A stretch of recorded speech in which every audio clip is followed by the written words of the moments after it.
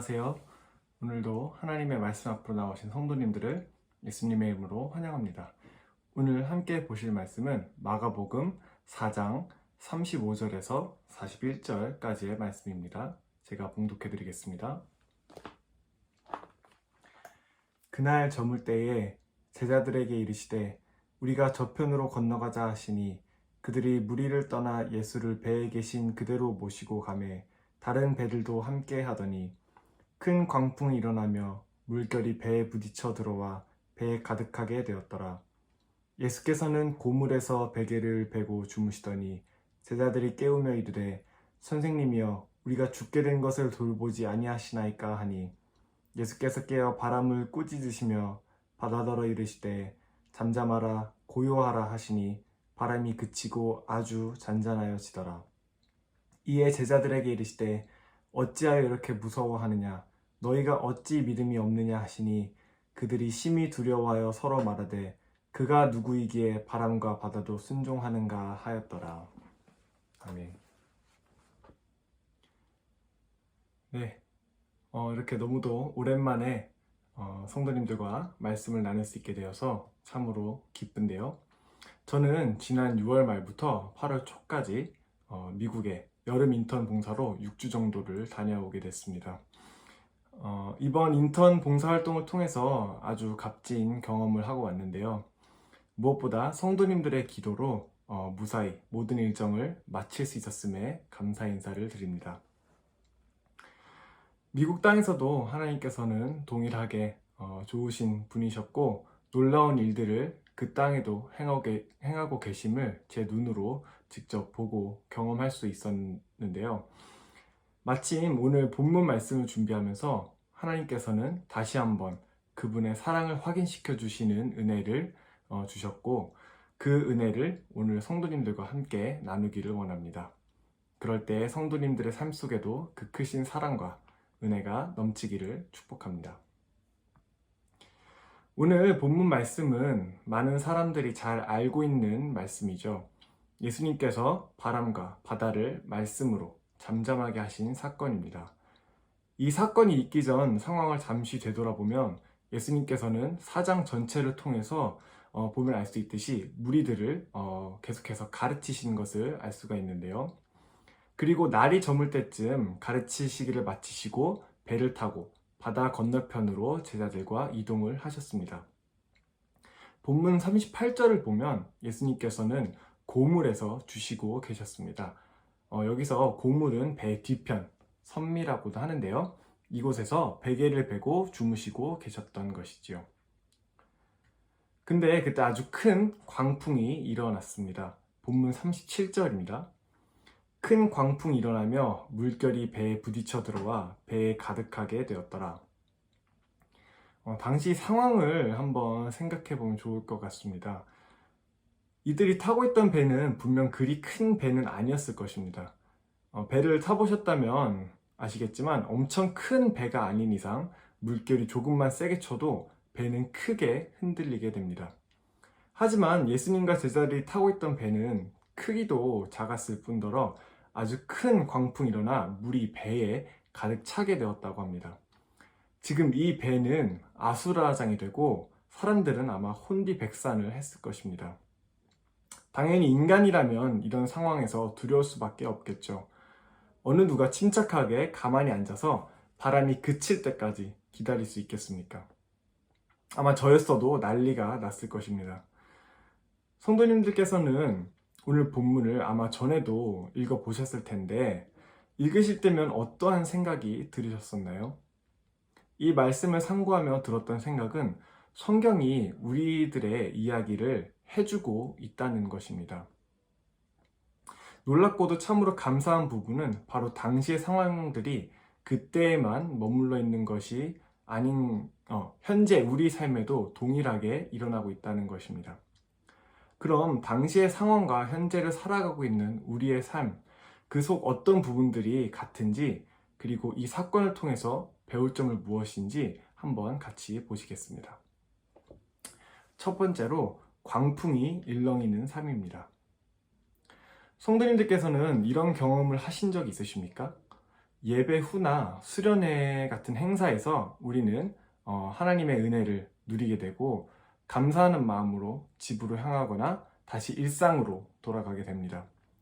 근데 이 은혜의 시간도 잠시 길을 나서면 받은 은혜를 잊게 만드는 일들이 일어날 때가 있습니다. 다시 일상으로 돌아왔다는 것을 반겨주듯이 말이죠. 그렇듯이 문제와 시험들이 우리를 힘들게 할 때가 있습니다. 당시의 제자들도 마찬가지였습니다. 온종일 예수님의 가르치심을 들었고 더불어 제자들은 예수님께서 따로 친히 모든 것을 해석해 주셨다고 합니다. 하지만 얼마 지나지 않아 그들이 타고 있던 배는 큰 광풍이 덮쳐서 이들의 삶을 위협했고 받은 은혜를 다 잊게 만드는 사건을 마주하게 됩니다.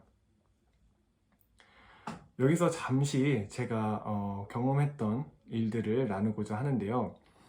이제 미국에서 모든 일정을 다 마치고 한국으로 돌아오는 길에 생긴 일화입니다. 한국에 입국하기 위해서는 미국에서 코로나 검사를 받고 와야 하는데요. 근데 워낙 기준이 까다로워서 그 기준을 맞추는데 꽤나 애를 먹었습니다. 결국 출국 전날 검사를 받고 공항에서 항공권 발권을 하려는 중에 기준 미달로 항공권을 받을 수 없다는 것이었습니다. 정말 얼마나 황당하고 당황스러웠는지 심지어 화가 나기도 했습니다. 그동안 봉사활동을 통해서 받은 은혜와 마음은 온데간데 없고 불평과 짜증이 넘쳐나기 시작했습니다. 그래서 공항에서 몇 시간 동안 다시 검사받을 수 있는 곳은 없는지 검색하고 이것저것 시도를 했지만 방법이 없었습니다. 너무도 절망스러웠습니다. 이렇게 사람이 문제 앞에 섰을 때 연약해지고 마음이 우둔해지는구나 라고 느꼈습니다. 그때야 비로소 저는 하나님을 찾았습니다. 하나님 도와주세요. 제가 할 수 있는 게 없습니다. 하나님 도와주세요 라고 기도를 했습니다. 그리고는 항공사 직원과 계속해서 더 대화를 나눴고 감사히도 얼마 지나지 않아 말도 안 되게 항공권을 발권할 수 있었습니다. 자세한 이야기는 시간 관계상 다 해드리지 못하지만 거짓말처럼 정말 모든 일이 잘 해결되었고 무사히 한국에 올 수 있게 되었습니다. 당시에는 진짜 얼마나 마음이 놓이고 감사했는지 그렇게 걱정하고 염려했던 그 하나님을 향한 믿음이 없었던 제 모습을 돌아보게 되었었습니다. 하지만 무엇보다 하나님께서는 모든 상황 속에서 나와 함께 하시고 길을 열어주시는 분이심을 떠나는 날까지도 경험하게 하셨습니다. 이렇게 돌아보면 별일이 아닐 수 있는 것도 우리에게는 마음의 어려움을 가져다 주고는 합니다. 하지만 그 가운데도 분명히 하나님께서는 우리와 함께 하신다는 것을 잊지 말아야 합니다. 사랑봉산교회 성도님들께서는 저보다 훨씬 더 오랜 세월을 사시면서 참 다양한 일들을 경험하셨을 것입니다. 그 중에는 다른 사람들은 경험해 본 적 없는 여러 역경을 이겨내시고 지금 이 순간까지 오셨으리라 생각이 드는데요. 삶은 제가 느끼기에도 참 쉽지 않은 것 같습니다. 큰 풍랑이 하나 지나면 또 다른 풍랑이 일게 되고 문제가 하나 해결되나 싶으면 또 다른 문제가 우리를 괴롭히고는 합니다. 그러나 이것이 우리의 삶의 과정이 아닐까 싶습니다. 하나님께서 우리를 더욱 견고하게 세우시기 위한 뜻이라 믿습니다. 성경의 많은 인물 또한 어려움 속에서 그 삶을 살아왔습니다. 그러나 그들이 찾아간 곳은 하나님이었습니다. 하나님께서는 우리들의 상황을 다 알고 계십니다. 삶에 큰 광풍이 불 때 주님 앞으로 나가십시오. 우리가 주님께 찾아갈 때 친히 만나주시고 우리를 건져주실 것입니다. 두 번째는 예수님께서 말씀하신 것입니다. 잠잠하라, 고요하라. 이렇게 주님께 찾아갈 때 주님은 말씀하십니다. 잠잠하라, 고요하라. 그때 그 난리를 치던 바람과 바다는 잔잔해집니다. 무슨 일이 있었냐는 듯 잠잠해졌습니다. 한글 성경에는 아주 잔잔해졌다고 하는데 미국 성경에는 완전히 잠잠해졌다고 합니다. 아까 드렸던 제 일화를 다시 이어서 말씀드리자면 당시에 모든 게 해결됐을 때 다리에 힘이 풀릴 정도로 안심이 정말 되었습니다. 그동안의 긴장이 다 풀린 듯 말이죠.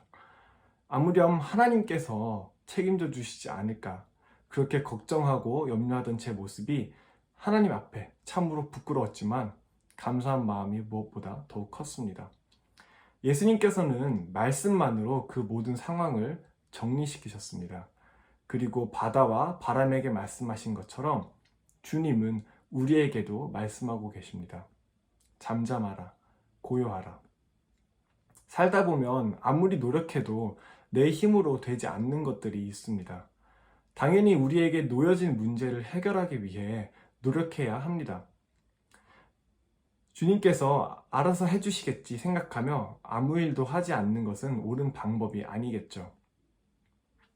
다만 내가 무엇을 할 수 있을지 내 힘으로 이 문제를 해결할 수 있다는 것에만 초점을 맞추고 주님을 의지하지 않는다면 우리는 우리에게 주어진 상황 속에서 하나님께 감사할 이유, 신뢰하고 따를 이유를 잃어버리고 마는 것입니다. 인생에 있는 풍랑과 파도들이 우리의 유익을 위한 것임을 믿어야 합니다. 하나님께서 허락하신 것은 분명 나를 위한 것임을 믿으시기를 바랍니다.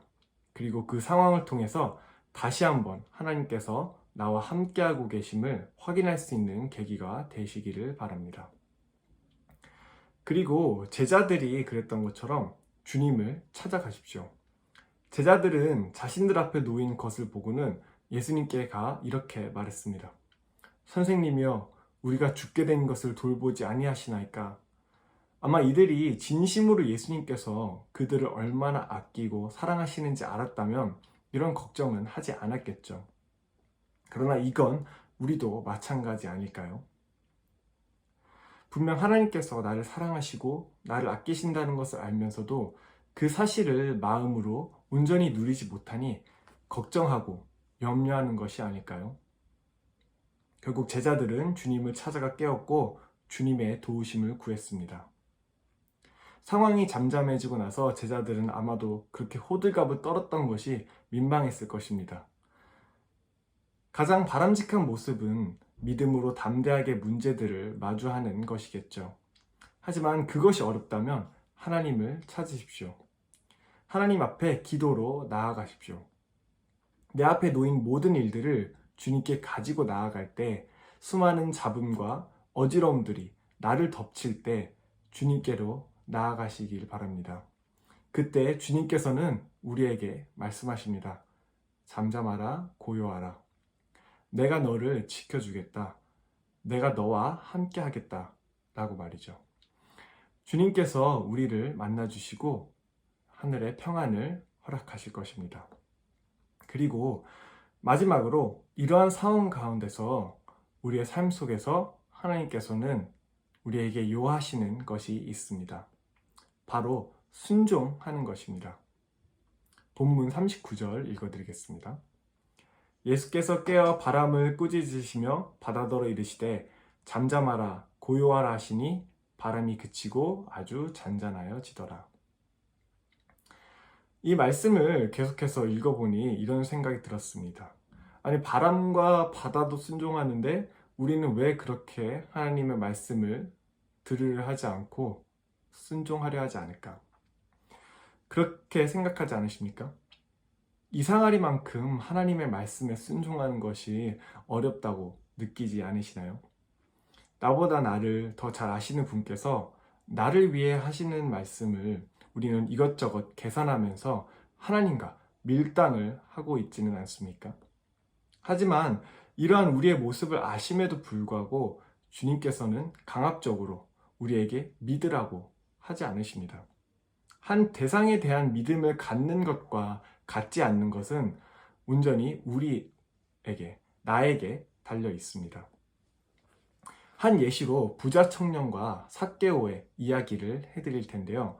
두 사람의 인생은 그들 각자가 내린 선택으로 인해 완전히 달라지는 것을 볼 수 있습니다. 요약해 드리자면 부자 청년은 영생을 얻기 위해 무엇을 해야 할지 예수님께 물었습니다. 자신의 소유를 가난한 자들에게 나눠줘야 한다는 예수님의 말씀을 들었을 때 그는 근심하며 돌아갔다고 합니다. 하지만 반대로 삭개오는 예수님이 자신의 소유를 나눠주라는 말씀을 하지 않으셨음에도 자신의 소유를 가난한 자들과 나누고 부정하게 얻은 것이 있다면 4배나 갚아 돌려주겠다고 했습니다. 부자 청년의 말로는 어떠한지 나와 있지 않지만 아마 예수님의 말씀에 순종하지 않았을 것으로 보입니다. 이렇듯 우리는 말씀 앞에 섰을 때 선택을 해야 합니다. 그리고 우리는 신앙생활을 하면서 계속해서 선택을 내려야 할 상황에 놓일 것입니다. 하나님의 말씀에 순종하느냐, 불순종하느냐, 이것은 결국 우리에게 달려 있습니다. 아무리 누군가가 신뢰감을 준다고 해도 내가 신뢰하기로 결정하지 않으면 아무 소용이 없는 것입니다. 우리 사랑하는 성도 여러분들은 하나님을 신뢰하십니까? 나를 지키시고 내 길을 인도하실 것임을 믿으십니까? 그렇다면 하나님의 말씀에 순종하실 수 있는 믿음이 있기를 바랍니다. 하나님께서 내 삶을 책임져 주실 것이라는 믿음이 있다면 그 사랑을 누리고 온전히 풍성히 누릴 때 우리는 하나님의 말씀에 순종할 수 있을 것입니다. 사랑하는 성도 여러분, 우리 모두가 다 하나님의 사랑을 받았고 은혜로 말미암아 구원을 얻었습니다. 이 이상의 것을 우리는 바랄 수도 없고 솔직하게 말씀드려 하나님께서는 우리에게 또 다른 어떤 방법으로 증명하실 필요도 없으십니다. 그러나 하나님은 자신의 아들을 우리를 위해 보내주신 것에 그치지 않으시고 지금도 각자의 삶에 다양한 방법으로 그 사랑을 부어주십니다.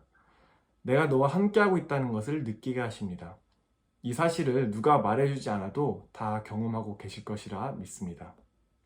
아마 이렇게 말씀을 나눈 후에도 분명 우리는 다시금 하나님의 말씀에 순종하기보다 내 생각과 지식을 의지해서 제 눈에 맞는 선택을 하게 되겠죠. 하지만 낙심할 필요 없으십니다.